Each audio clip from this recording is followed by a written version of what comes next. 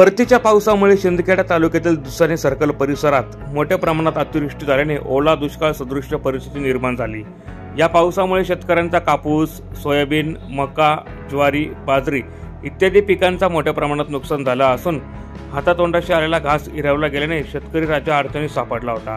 अडचणीत सापडलेल्या शेतकऱ्यांच्या मदतीला शिंदखेडा तालुक्याचे राष्ट्रवादीचे प्रदेश चिटणीस कामराज निकम धावले असून त्यांनी तात्काळ जिल्हा प्रशासनाला निवेदन देत नुकसानग्रस्त शेतकऱ्यांची पंचनामे करून नुकसान भरपाई देण्याची मागणी केली आहे। निकमांच्या या कर्तव्यदक्षपणाचा शिंदखेडा तालुक्यात कौतुक होत आहे। कामराज निकम यांच्या निवेदनावर प्रशासनाने देखील तात्काळ पंचनामे करून नुकसान भरपाई देऊ असं सकारात्मक आश्वासन दिलं आहे। या प्रसंगी कामराज निकम यांच्यासह शिंदखेडा तालुक्यातील राष्ट्रवादीचे पदाधिकारी व नागरिक मोठ्या संख्येने उपस्थित होते।